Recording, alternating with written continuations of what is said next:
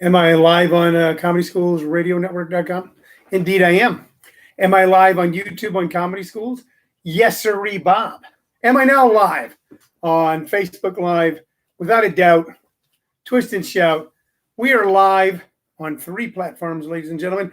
We are live on Comedy Schools Radio Network.com, YouTube Comedy Schools channel, and Facebook Live.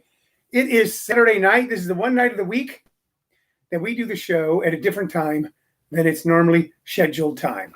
Normally, every day of the week, 6 days of the week, we do the show at 2 p.m. It is called Living on a Thin Line with Tony Vicich.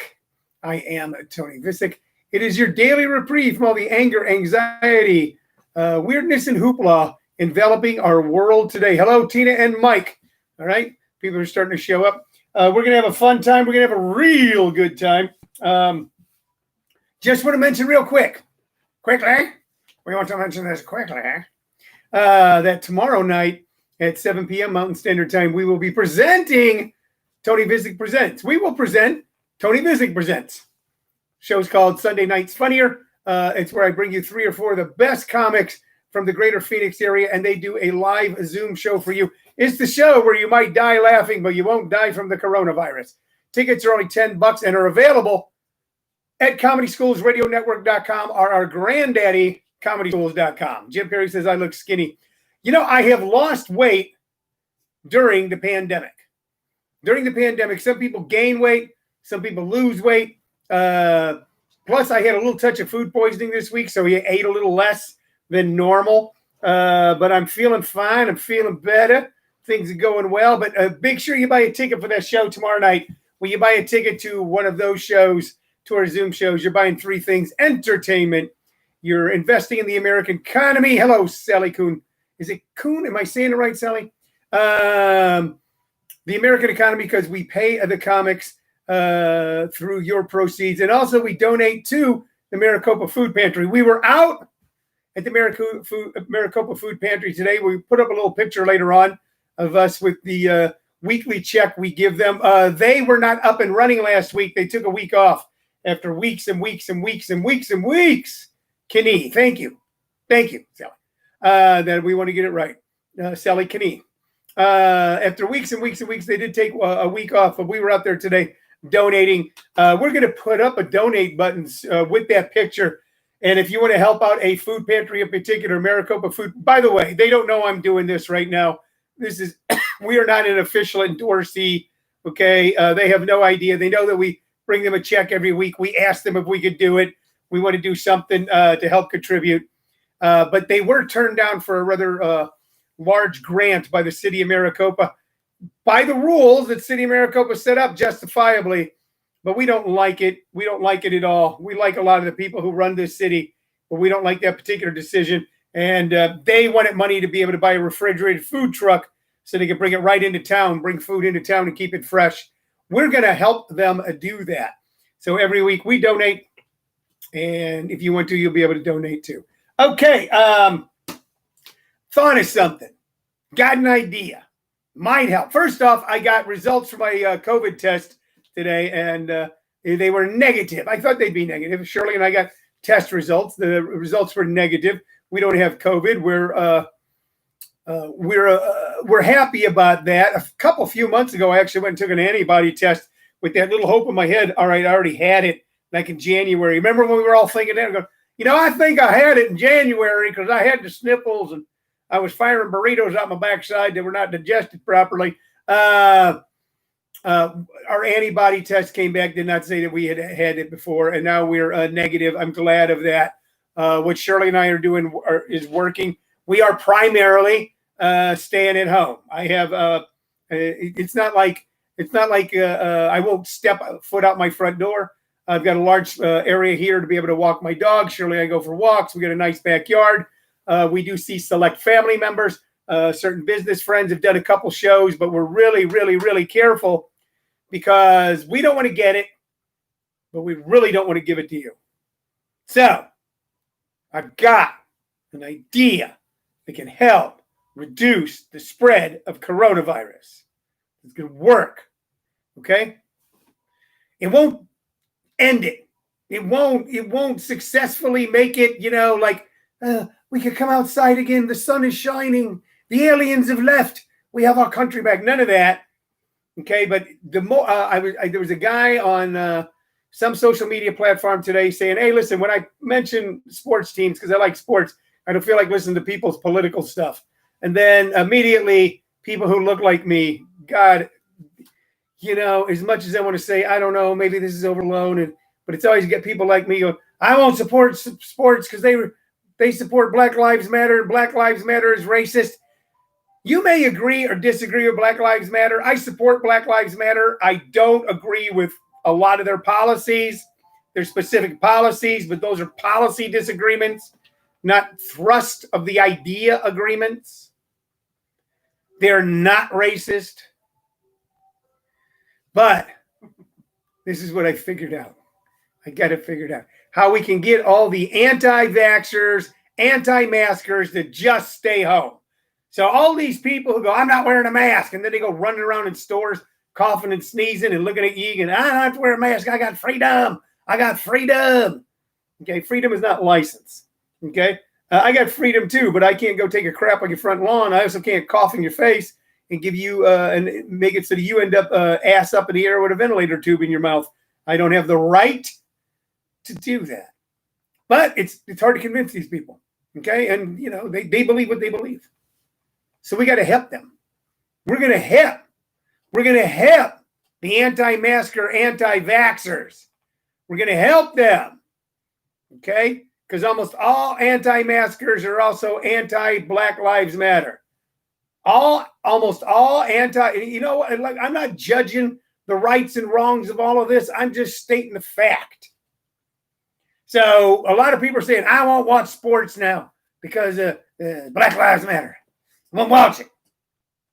So first off, if you're a grown person and you're still turning to sports figures to give you some sort of intellectual or emotional or political opinions that will help you form yours, there's something wrong with you. Okay, and by the way, they have the right to it. LeBron James has a right to say what he says. Dwight Howard has a right to say what he says. I think Dwight Howard is totally off base with what he's saying, but Dwight Howard has a right to say it. Okay, and when I'm watching him play, I will hate him, but not because of what he says, because he plays for the Lakers. That's why I'll hate Dwight Howard, because I am an official Laker hater. I'm a Clippers fan. So a lot of people are turning off sports and want everything to do with it because of Black Lives Matter. A lot of people are upset when they see a Black Lives Matter sign on the street somewhere.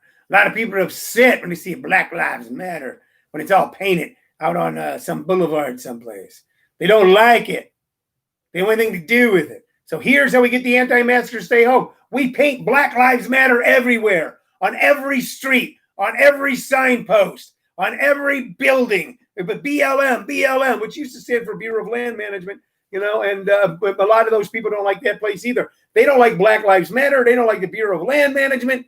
I think they don't like BMs, and I think that's their problem, is that a lot of people who don't like BLM have a hard time taking a BM. And that's why they're all like, all the time. But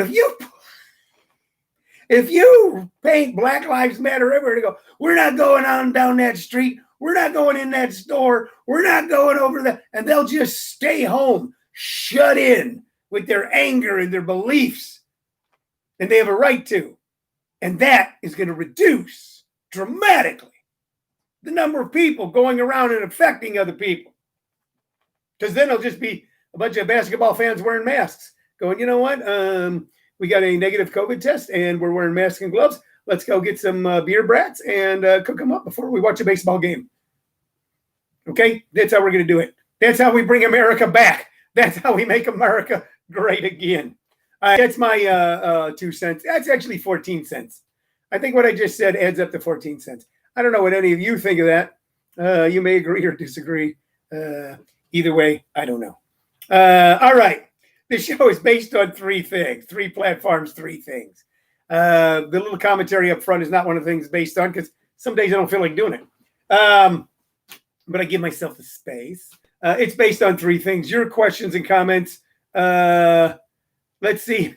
Daniel Wayne says Jimmy John's had a BLM, bacon, lettuce, mayo. Yes, that's right. And that matters. That matters. Damn it. It's based on your questions and comments on one of 3 platforms. Some piece of memorabilia, a memento, a trinket, an autograph that we have laying around here in the home office that we share with you and hope we can build a little story around. And we recommend 2 artists or piece of music based off of our massive and deep vinyl album collection. And tonight I got a couple of good ones for you. One that you will already know about, but we're going to talk about it. And one that you may have known about it if you're in your 50s or 60s or older and may have forgotten about what a wonderful artist this man is. But that comes to you at the end of the show. So you got to stick around. You got to stick around for the whole show. All right. So there's been a lot of controversy in the show lately about me. A lot of rage and a lot of attacks, and they've been hurtful and they've been bothersome. Okay. And I've had to weather a lot, especially from some people named Randy. Okay. About what kind of person I am. Randy Ioma, who's not watching tonight because he's afraid to confront me. I feel like Jonathan Gregory right now. Not watching me, claims that I am a collector of bobbleheads, and there's nothing further from the truth. I'm a grown man. In a little over, in about 3 weeks, I will be 65 years old. I will go on Medicare August 1st. I am not a collector of bobbleheads. That is for children. It's foolishness. What am I? I can tell you what I am. I mentioned it yesterday. Okay, so listen carefully.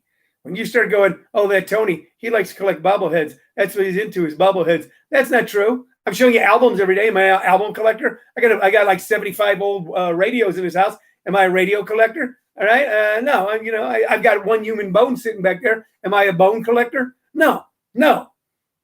But here's what I am when it comes to bobbleheads. Bobbleheads are bought and they're loved and then they're tossed aside.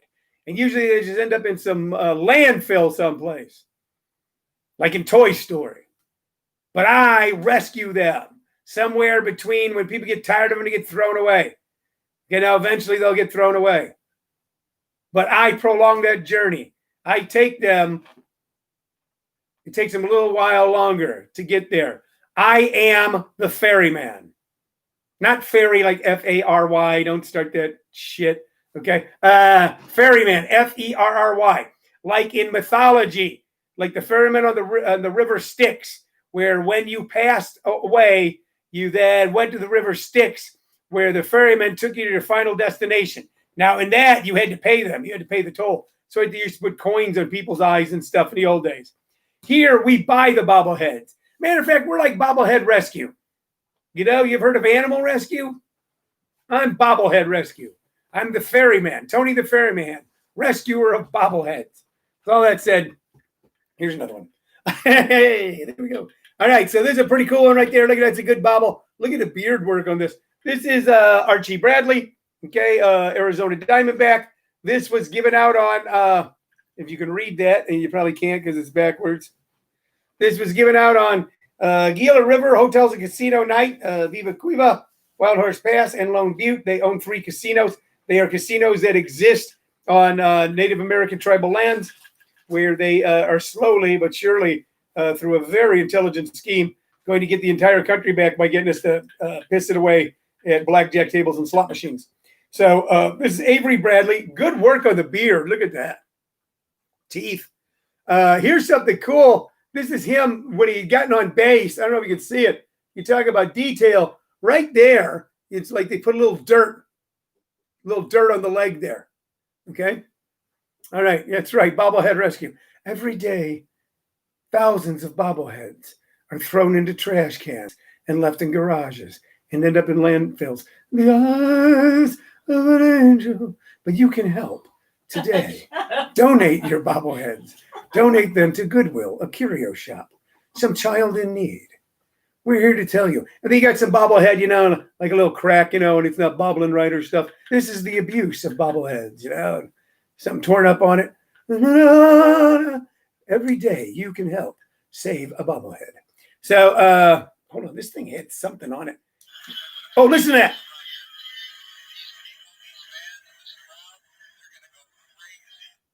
Did you hear that?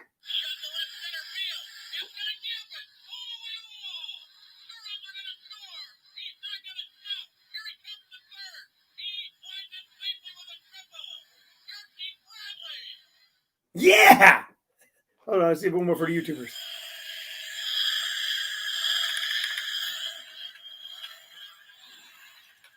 How cool is that? It's got a little sound thing on it, man. It's got a little sound thing on it. This is not a bobblehead. This is a work of art. This is like the Venus de Milo with arms right here. It's got the dirt on it and a little sound thing. Anyway, shot to left center field. So I don't care if Archie Bradley comes out as a I don't care if he comes out as somebody who thought disco was the greatest music that was ever invented and that Hee Haw was the funniest television show in the history of the world. I don't care what Avery Bradley does or says. I don't care what LeBron does or says. I don't care what Kawhi Leonard does or says.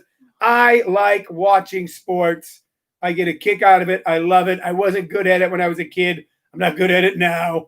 Okay, but I like watching these achievements and accomplishments. I'll tell you another thing. When my daughter was little, about 20 years ago, I used to take her to NBA games. And one of the things I told her is we appreciate what they do when they're playing. They've got nothing to tell us about life. Their opinions carry no more weight than yours or mine. Okay? They're like, and that's what I told her. Nancy Yeaman says, Bobblehead Rescue. I see a new 501c foundation coming. Yes, Bobblehead Rescue. That's right. And I can take the old Jim Dandy song. You know, when you have bobbleheads like this, you know, got a bobblehead that's like sitting sideways. Tony Vicich to the rescue, rescuing bobbleheads. Go, Tony Vicich. Go, Tony Vicich. Yeah. I wish Randy Ioma was here right now. Stick it right in his eye. Bobblehead Rescue, ladies and gentlemen. Donate your dollars, your nickels, your quarters, your dimes. Just send them on in, and we're going to rescue all the bobbleheads in the world that are cracked and broken, lost and stolen. You just heard it right here from the old Colonel, Tony Vicich. So that's our bobblehead. How much time do I have? I still got time. Good. All right, let's get to the music portion of the show. Like I said, we pick out. That's right. I am a humanitarian, not a hoarder. That's what you know what, Yeamans? That's right. I am a humanitarian. Is that how you say that word? A humanitarian. I am a humanitarian. Although if I'm rescuing bobbleheads, am I a bobbleheadtarian? Bobbleheads rescue. That's right. So you know what, Kevin? You know Randy. You should message him and say, Vicich is on Facebook Live right now calling you out. Calling you out, Randy. That he is not a collector. He is a rescuer. All right. Let's get to the music here. We're gonna go with a big one right away. The Beatles did so many great albums, okay, but the one that really resonated for my generation, and we all loved them early on, from the first time I saw them when I was 9 years old on the Ed Sullivan Show, singing things like "She Loves You," yeah, an incredible sound. They evolved so wonderfully over the years and so rapidly. If you think about them coming to America in February of '64 and then breaking up in 1970, you know, we're talking about, I don't know, 6 years approximately, 7 years approximately that we watch and listen to that band just never miss a beat in their evolution. I don't think there's a bad Beatles song. You know, that song sucks. This, of course, may be what a lot of people think was the penultimate album by the Beatles, Abbey Road. I think it's an argument between this, Sgt. Pepper's, and the White Album, and that's a conversation I'd be more than happy to have with you guys. We talked about the White Album here on the show, maybe earlier this week. An EMI recording, thanks to George Martin, Geoff Emerick, and Philip McDonald, photographs by EMI.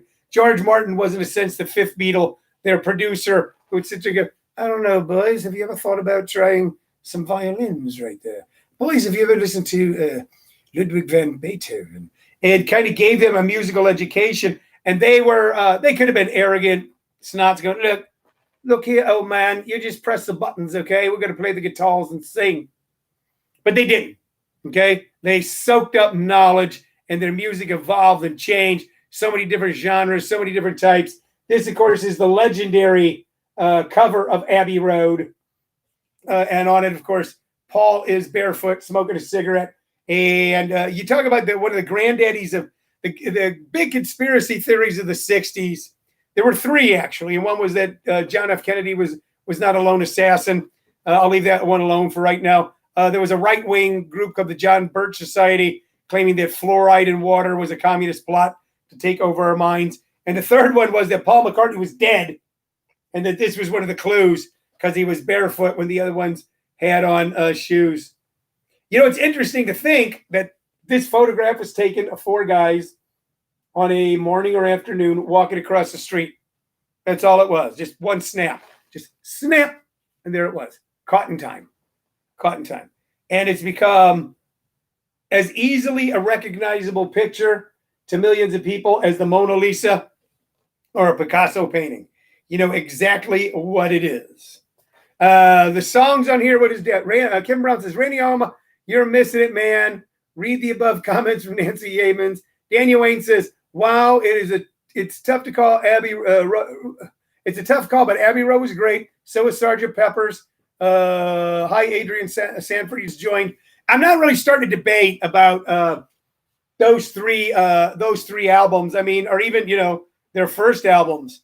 Each one was so different. Each one was a gem. It's like looking at a bunch of beautiful diamonds and going, which one is the best diamond? Daniel Wayne says there's a great movie called Yesterday, featured a ton of Beatles songs. Cool. On this album, I'm going to check that out. On this album, hold on, we're going to say hi. Of course, Come Together, Something, Maxwell's Silverhammer, Oh Darling, Octopus Garden, which was just one of those fun Ringo songs. I'd like to be under the sea. I Want You, She's So Heavy. Just a great, great, great tune. And then on side two, man, one of the most optimistic, feel-good songs ever recorded. Here Comes the Sun. Because You Never Give Me Your Money. Okay. Thinly disguised love song, I think. Sun King, Me, Mr. Mustard. Polythene Pam, which is just a rocker, almost a Chuck Berry type thing. She Came In Through the Bathroom Window, which went on to also be a gigantic mega hit for another Mr. Joe Cocker. Golden Slumbers, which is almost a lullaby. Carry That Weight, The End, and Her Majesty. Nothing but great music, one great song after another. Abbey Road. What is the greatest Beatles album?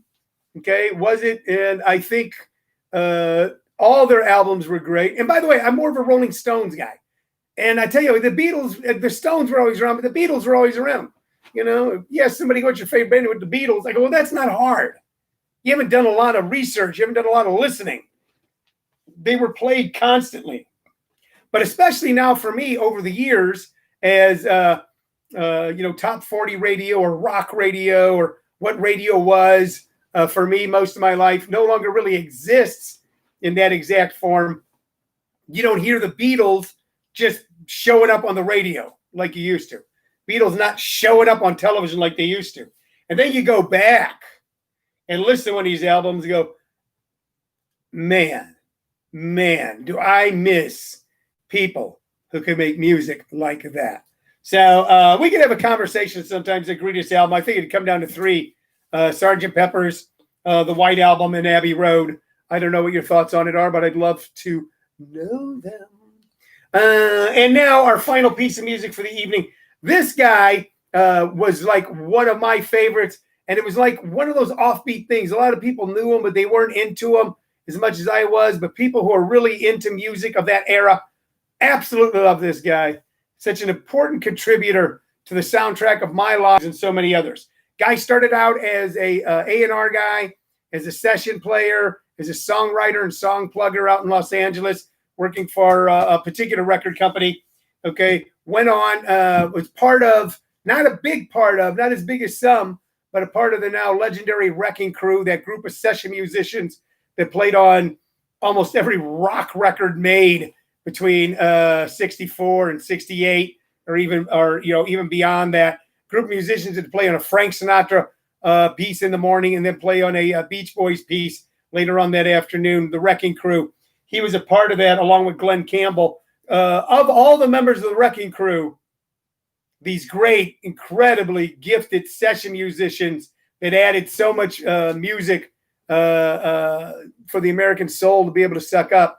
The most famous, when it became most famous as far as well-known, was Glenn Campbell. Glenn Campbell was part of the Wrecking Crew. Great session player. Went on, became a huge star in his own right. This guy probably runs a close second.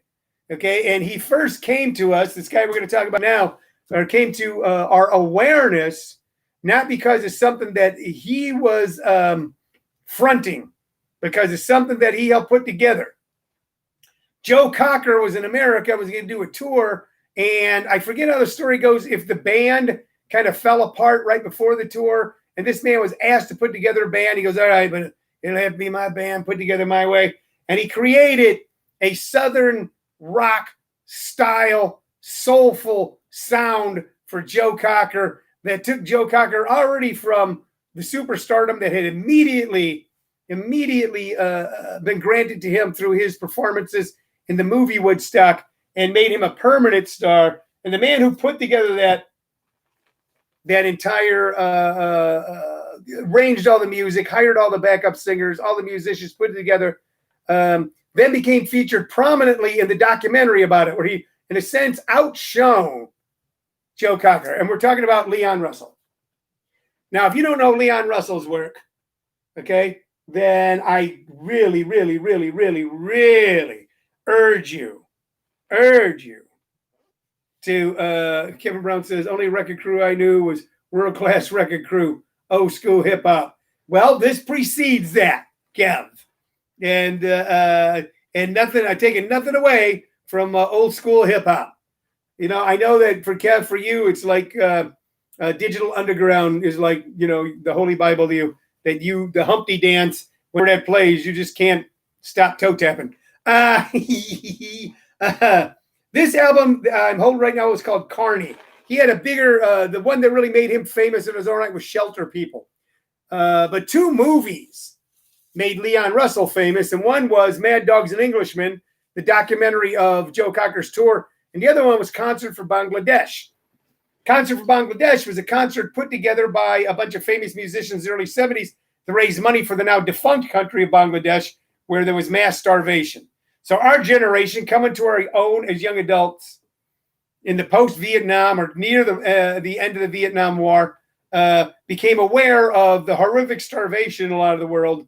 George Harrison, through the Maharishi Yogi, became aware of the starvation in Bangladesh, put together this massive concert that included George and Eric Clapton and Bob Dylan.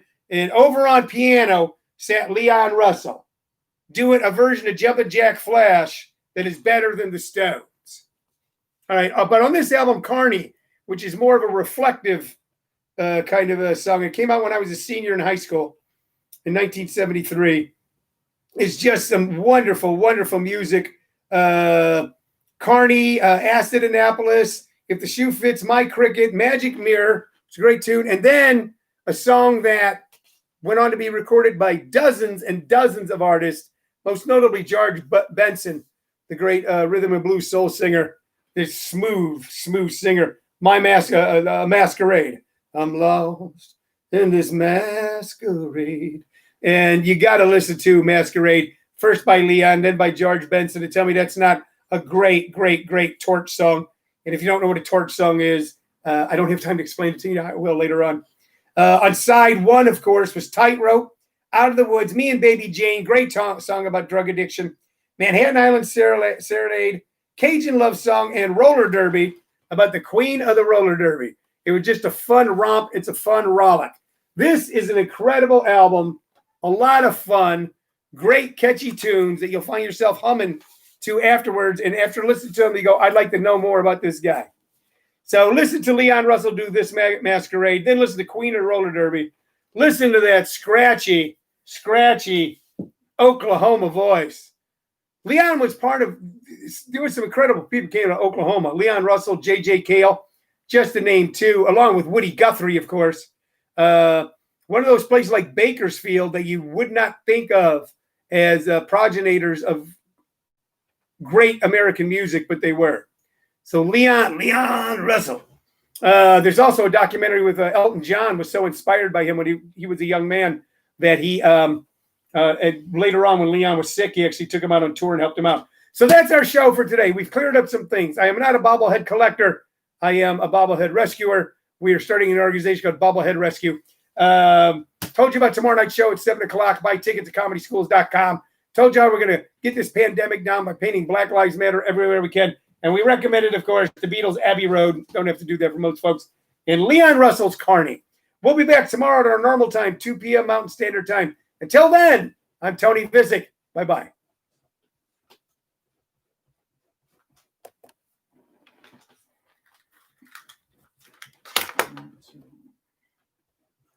Now I'm going to be here.